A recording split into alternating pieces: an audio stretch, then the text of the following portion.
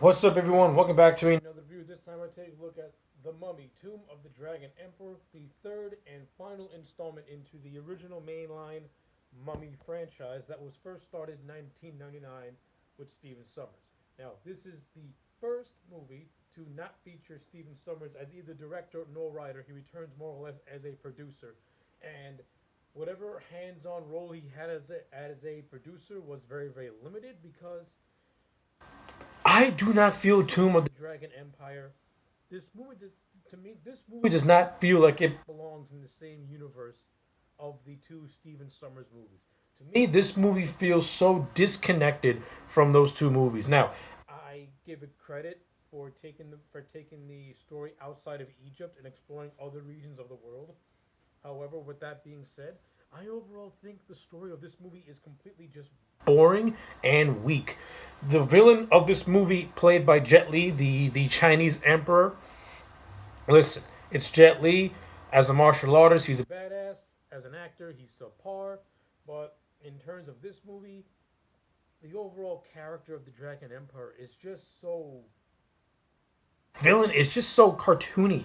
He's just a generic evil warlord who wants to take over the world.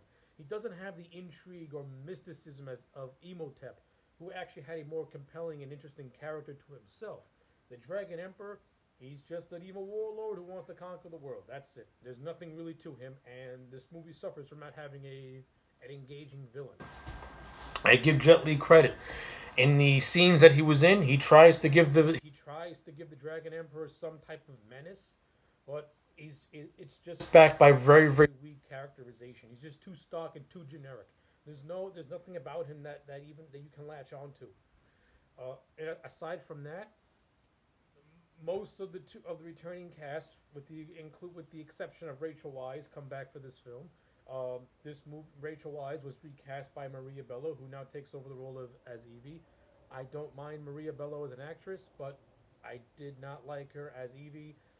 Her performance is just very, very forgettable. And not only that, I don't think I do not think Bello and Fraser have any on-screen chemistry, and this movie sorely misses the Rachel Wise, because you don't really know how important she is to the Mummy franchise until you realize, oh yeah, Maria Bello is just not cutting it as Evie. There's no chemistry with her and Brendan Fraser. It's like, I give Bello credit. She's trying. She's trying really. She's trying. She's doing the best she can. But you know, Rachel Wise is Evie O'Connell. She brings the charm to Evie that Maria Bello tries to capture, but she just can't do it because she just doesn't have that same enigmatic presence as Rachel Wise. To the naked eye, Evie can be looked at as a stock character, but she's not. She's an interesting character, and Rachel Wise gave her a lot of the personality. Maria Bello tries to mimic it, but I don't think she does. But she just can't do it, and it's actually a shame. Luke Ford plays Alex, who is now all grown up. I thought Luke Ford as Alex was okay. I think the bantering that Alex and Rick have is entertaining. Not a big fan of Rick facing near death. It's a complete ripoff of the Mummy Returns, where they did an Evie fake out. Now they're doing a Rick fake out in this movie. It's just forced drama, to be honest with you. The romance that Alex has with this character called Lynn, who is an immortal, it's okay, but it's nowhere near as interesting nor compelling or organic as the Rick and Evie romance from the first two Mummy movies. It just feels like this movie needs something, and that's what it brings. That's it. It's just nothing.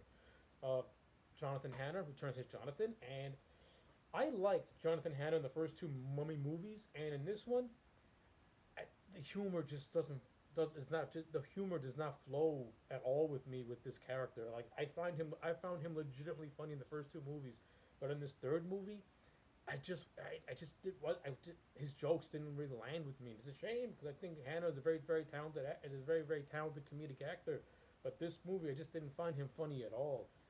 He had some good moments of comedy. And I like the whole idea of him owning a nightclub called Emoteps and him cashing on his experiences. That is so Jonathan. That's something that he would do. I like stuff like that.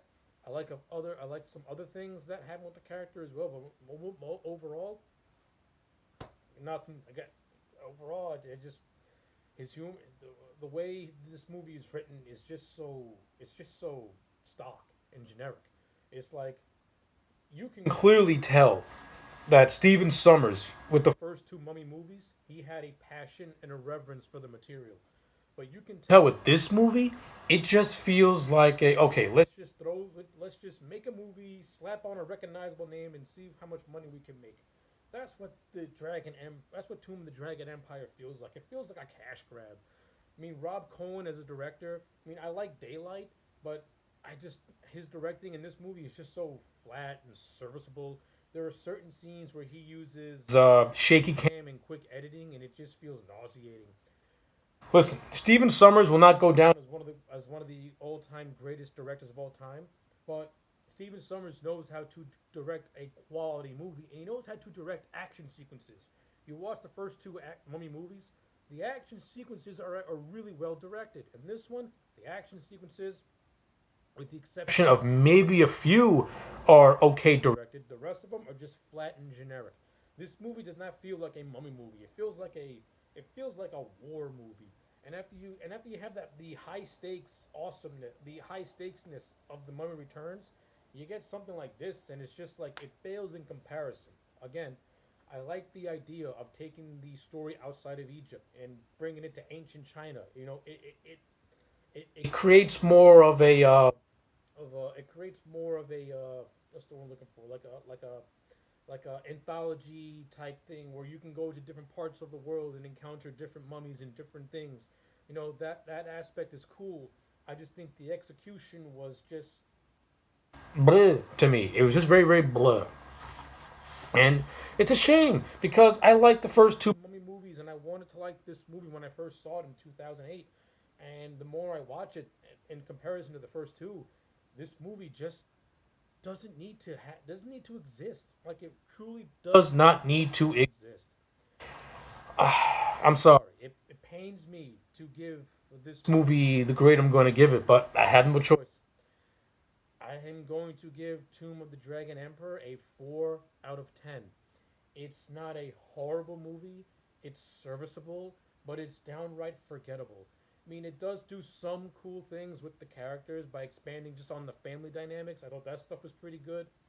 But overall, by an overall story, the main story is forgettable. The action sequences are forgettable, though some of them are good directed.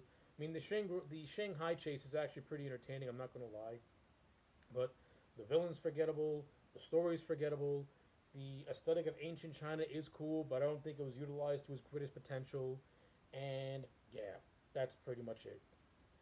4 out of 10 for Mummy Tomb of the Dragon Empire. Let me know your thoughts in the comment sections down below. Like this video and subscribe, and I will check you back next time for more.